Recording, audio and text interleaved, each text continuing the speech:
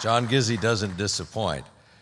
John gave us a political landscape of the nation and then drew some policy ramifications from it.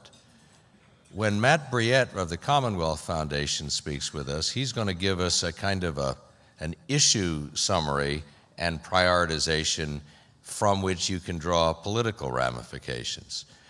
Matt Brouillette heads the Commonwealth Foundation, one of the nation's leading state-focused conservative think tanks. And after Matt is finished, we will take questions from all of you for both of them. So cards have been distributed on your tables. Please start jotting down questions that you have following John's presentation and then Matt's, and then we'll handle them. We must end at exactly 8 o'clock, but that should give us plenty of time to hear Matt and to hear your Q&A. Please welcome Matthew Brouillette of the Commonwealth Foundation.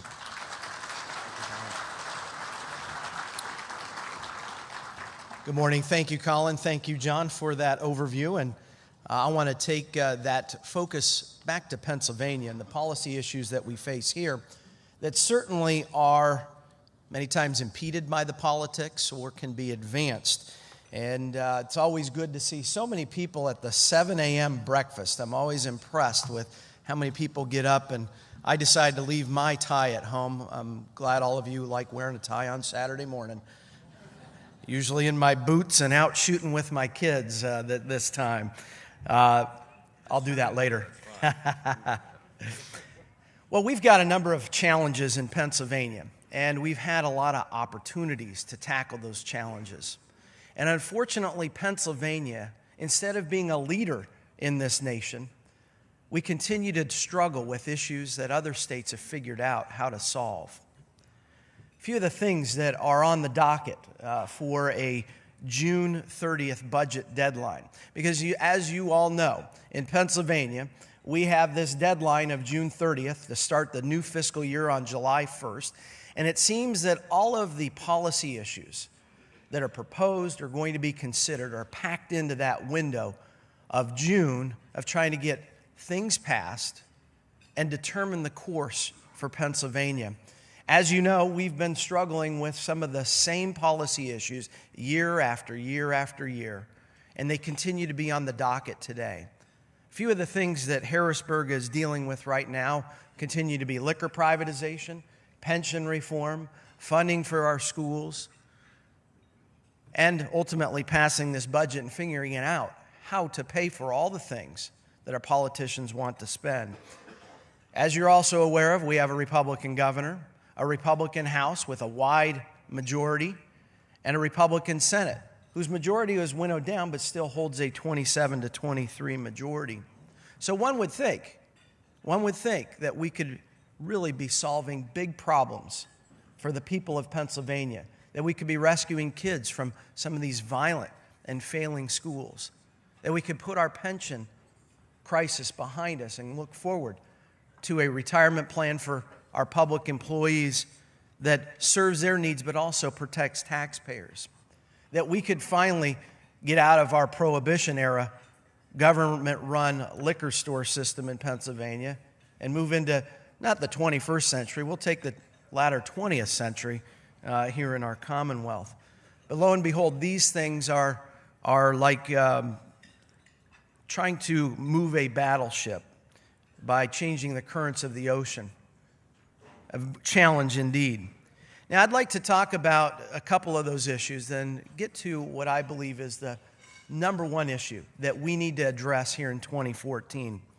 Now, liquor privatization, you might recall that over a year ago, the Pennsylvania House of Representatives held its first vote in over 80 years to get rid of the government-run liquor business. We at the Commonwealth Foundation have talked about two principles being embodied in any proposal to get out of the booze business. And for us, this isn't because we really think we need to have alcohol more available or more convenient or lower prices or anything like that. It's about whether this is a core function of government and one that feeds the beast, serves as sort of that drug that continues to fill the spending habits of too many politicians. For us, the two principles are quite simple. We ought to have wholesale divestiture, and that is the part that you really don't see when it comes to this business, that the government depends upon for its vast revenue that it receives from it. And then we should have retail competition. Now, this is what the House passed last year in March of 2013. The Senate is considering proposals today, and unfortunately what I'm seeing is not going to embrace full privatization, but there is still a chance that with some of the changes that we've seen in the Senate, that it will be very difficult to get these half-baked measures that some are talking about doing. When it comes to pension reform, we have held three principles are key here. And I want to give you these principles because this is important. Policies change constantly. And while there may be one proposal out there today, that can change in a week, in a day, in minutes as we go through this process. But we encourage our policymakers to have principles through which they view these policy changes. And so when we talk about them, these hold true no matter what the policies that are being proposed. And when it comes to pension reform, there are three basic principles that we have said need to be embodied in the reforms going forward. Pensions or retirement benefits for public employees need to be affordable, they need to be predictable, and they need to be current. Right now, our pension plans embodies none of those principles. They are not affordable, they are not predictable, and they're certainly not current, meaning that we're paid up to date. We believe that we can provide competitive benefits to our public employees that are affordable to the taxpayers. Unfortunately, the system that we have today is neither competitive for public employees. It essentially is our golden handcuffs because they are not portable. They do not allow for what is in a 21st century workforce, the ability to move around and to not stay in one place your entire career. And they're certainly not affordable to taxpayers. How many people in here have seen their property taxes go down? There's actually a couple in maybe you moved out of state, that's what you're saying. The vast majority of Pennsylvanians are experiencing higher property taxes, primarily because of rising pension costs. And that is because pension costs are not predictable today. We have various fluctuations, all dependent upon what the actuaries are projecting, as well as the political decisions in Harrisburg as to how much money they are going to decide to put in to these pension plans. We need to have a predictable pension system so that those that are budgeting at the local levels, particularly in our schools, know precisely what these retirement benefits are going to cost the taxpayers. If we continue to do nothing on pension reform, we are going to see dramatic increases in property taxes.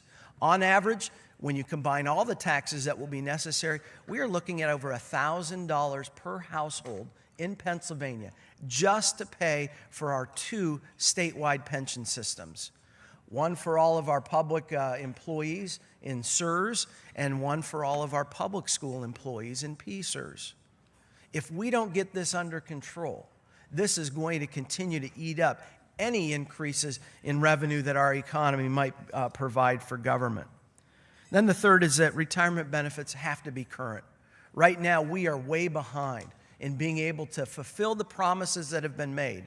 And this is important. This isn't about taking away benefits from public employees. It's about being able to keep those promises without destroying the people who have to pay for those benefits. Now, Detroit at this time may be an anomaly, but I think it might very well become the rule rather than the exception if we fail to get these pension costs under control. And we know that public employees, that reworking these benefits in order to make sure that they have something is better than getting nothing when your municipality or state goes bankrupt. So this is important, that we make sure that we can have affordable, predictable, and current pension and retirement benefits for public employees. Now, why is it that when we have Republican House, Republican Senate, Republican governor, that we've not been able to tackle what seems to be no-brainers in many cases for most people. Why? Actually, there's a very simple explanation for this, but it requires us to shift our paradigm, understanding of how politics works in Pennsylvania. So often we think about the Republican Party and the Democrat Party as the bifurcation on these policy issues. So because Republicans have majorities, we expect some of these good public policies to run through our legislature and land on the governor's desk without a whole lot of opposition. Yet on every issue, whether it's trying to get kids the opportunity to choose a safer or better school, or it's changing our pension system, or getting out of the booze business, it doesn't fall along these traditional Republican Party, Democrat Party lines. We need to understand that while Republicans have a numerical majority in Pennsylvania, and I think that this probably applies at the federal level as well, the functional majority belongs to a different party. And this is where instead of Democrat Party, Republican Party, we need to think about this paradigm as the taxpayer party and the big government party. The big government party cuts across party lines. And today, the big government party has a functional majority in Pennsylvania. That is why we are not able to see the kinds of reforms that we believe ought to be no-brainers. Now, what is the lifeblood of that big government party?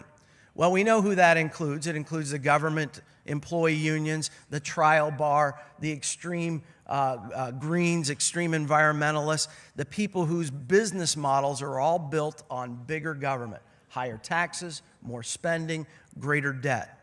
Now, the lifeblood of these folks is that they are able to use us, we the taxpayers, to serve as the bagmen for their political money. No other political organization other than the government employee unions is able to use taxpayer-funded payroll services to collect not only their dues money that they spend on politics, but their campaign contributions. This serves as the lifeblood for the people that fight against the taxpayers and that maintain the big government majority. Today, the taxpayers ultimately are being forced to help fund their opposition. The people that are fighting to maintain a pension system that's broken, that's threatening to bankrupt not only our state but municipalities all across Pennsylvania. They are the ones that are blocking the doors for children to escape a violent and a failing school. They continue to compel poor parents and condemn their children to schools that are not working for them. That only adds to our corrections system or in our welfare system that are breaking the bank as well. These are the people that use all the people in this room here to collect the money that they then use to fight against us. Yet at the same time, many politicians sit in jail today. Some have been getting out lately for using taxpayer resources for political purposes. Indeed, if you look in the indictment of Senator Leanna Washington from Philadelphia, one of the charges against her is that she had one of her legislative staff doing campaign work in her office.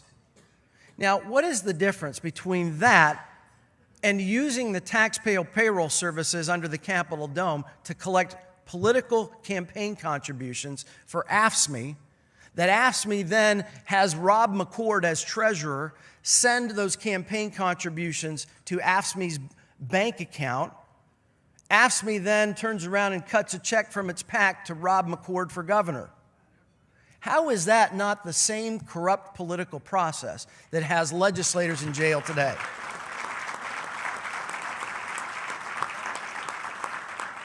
The difference is that we've made it legal. That is legal, despite what we understand to be unethical actions being taken by our government. That should be made illegal. Government should have a position of neutrality.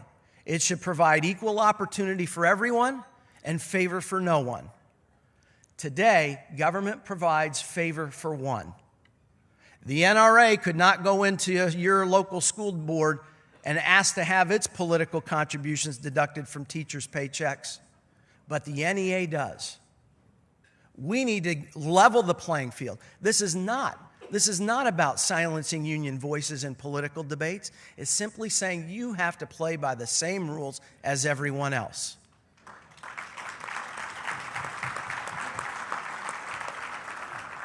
Ultimately, this issue is about fairness, and it's about accountability.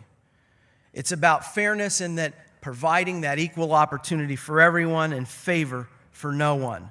It's about accountability of empowering teachers to be able to hold their union leaders responsible for their political spending.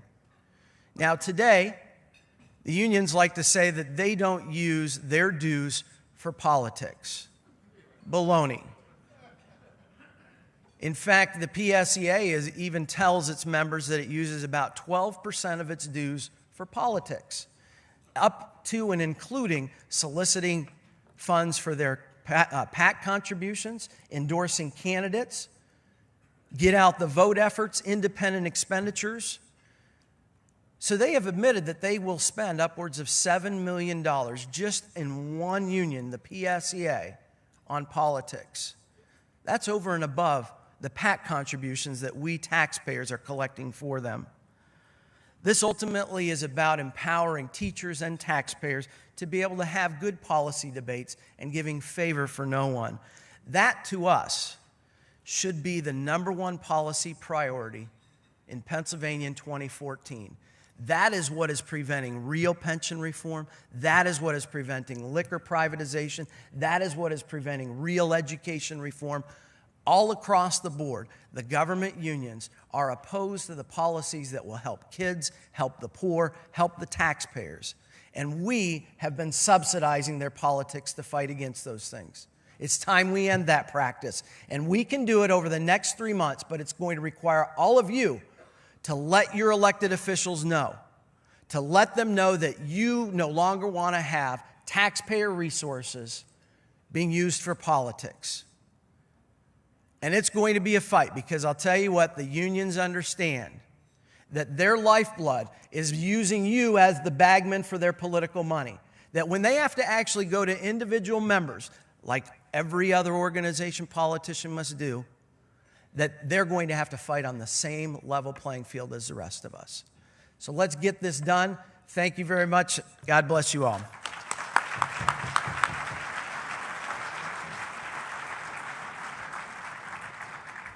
Well, we have been treated for getting up early. Thank you. Thank you both. I am impressed by the quality of the questions that have come forward from all of you, and I see some more are still coming. We're obviously not going to be able to deal with them all. We've only got about 11 minutes left, 12 minutes left, but I'm going to begin with one to John Gizzi that deals with an aspect of the national political scene that he didn't directly touch on. And this is very well phrased, I think.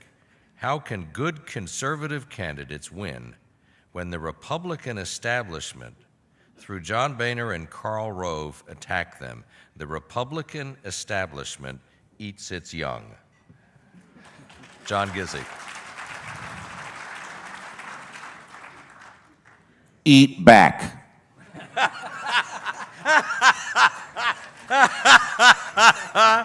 Oh, goodness. I'll be brief. I only wish that Scott Wagner could be here and Colin could read that question to him. Now, Scott Wagner has tremendous resources of his own, but he's also someone who knows how to handle himself. He told me he locks himself in a room every Friday and just makes calls and asks for money from people so he can wage a counteroffensive against those who want to bring him down. And guess what? He's the first person ever to win a seat in the Pennsylvania legislature as a write-in candidate. That should be, if we have the caliber of candidates of a Scott Wagner everywhere in the contested House races, in some of the open races I talked about where a Republican nomination is tantamount to election, then Take the gloves off, fight, but make sure you have a heavyweight champion there, is what it is. The quality has got to be good, and he's got to stand for something. For as Oscar Wilde once said, there's too many people out there, so be yourself. And this one for Matt, and you obviously struck a chord, particularly at the end of your remarks, that produced this question. With a Republican majority in the leadership, what keeps us from making these policy changes? And then here is the main point, because this is a group of activists. I love this question. What can we do to help? Absolutely. What keeps this from happening? What keeps this from happening is that our elected officials at this time fear those who support the big government party more than they fear those in the taxpayer party. While the taxpayer party certainly outnumbers those in the big government party, the big government party knows how to show up. I know some of you in this room were at the Capitol when thousands of union members flooded in opposition to paycheck protection. They were opposed to having to collect their own political money and were able to get thousands of people at the state capitol. Now, this is what we're up against, because these peoples, they believe their livelihood is dependent upon government providing them financial and political benefits and carve-outs. Now, this is why we taxpayers have got to counterpunch. Now, we will never have the same numbers. We don't pay all of our lobbyists or protesters to fill the Capitol. You take time off of work, you lose pay. These people don't. However, much can be done for those people that engage in this and hold your elected officials accountable by showing up at their district offices, by making phone calls, by continually encouraging them to do the right thing and to stand in the face of bullies, because that's who we're dealing with, our bullies. They want to maintain these special privileges and will do everything possible to maintain them.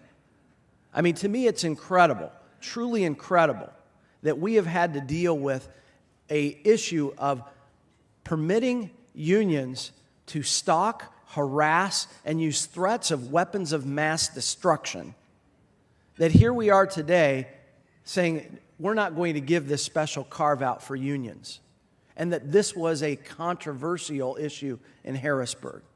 That is because Harrisburg fears them more than they fear you. We need to flip that paradigm.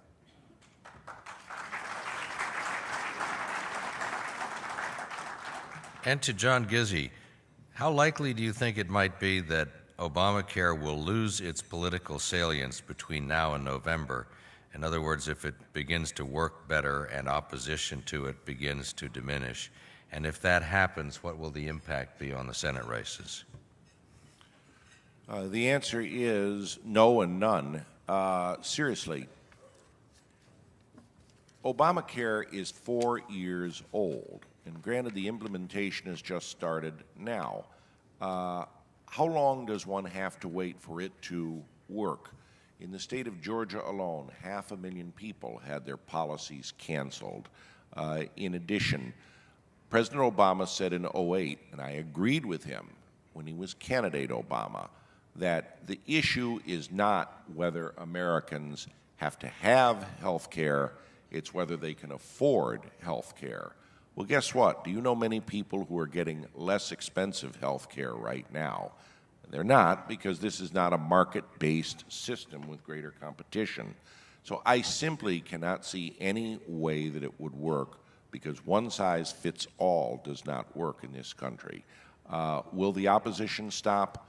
Look, as I said, the only poll I ever truly trusted was John Paul. Yet if you do trust polls, one finds that they have never changed on this issue, and it lives on. This is for Matt. Please comment. You noted the problems, but you did not discuss why the GOP has failed to do what conservatives want. In my view, the unions own Democrats and rent Republicans. And Governor Corbett has not led the way.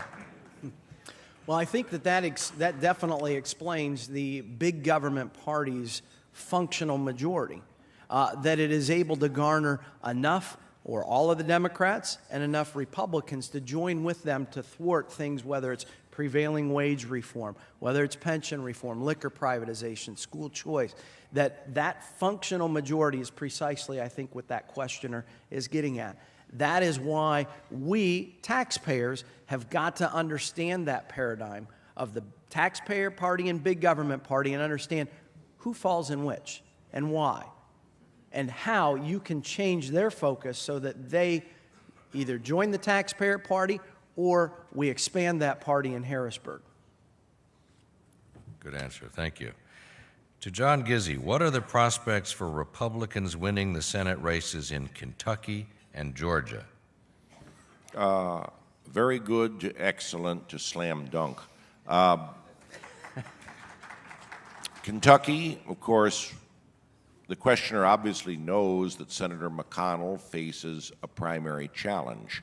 I've met the primary opponent. He's very impressive. I also have been to Kentucky, and I've seen the kind of organization that Senator McConnell has.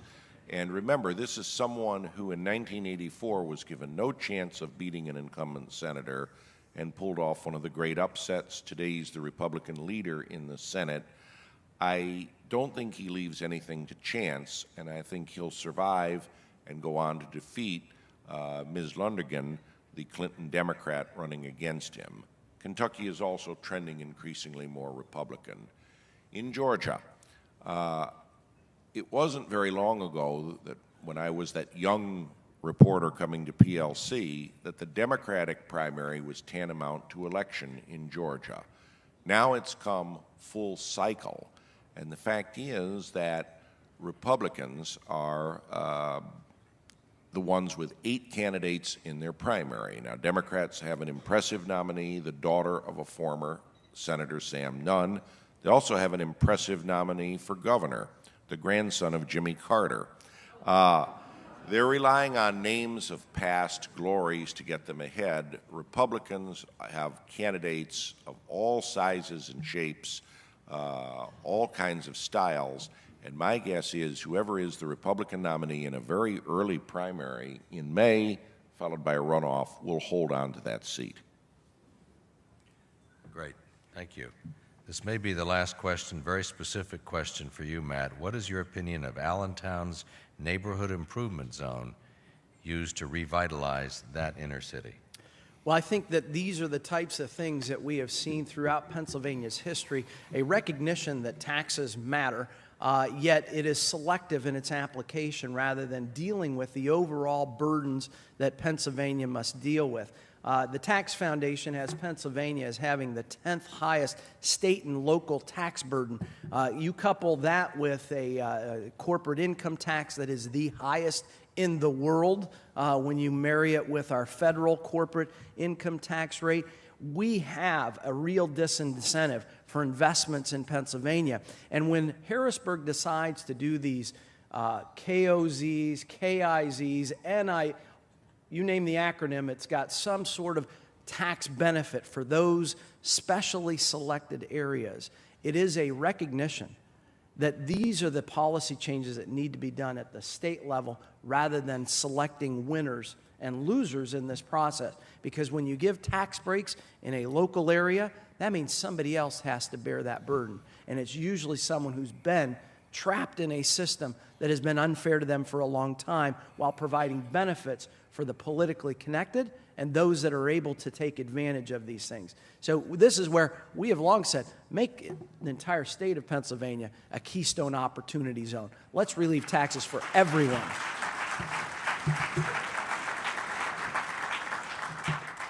I want to thank these two extraordinary panelists, and I think you do too. Thank you very much.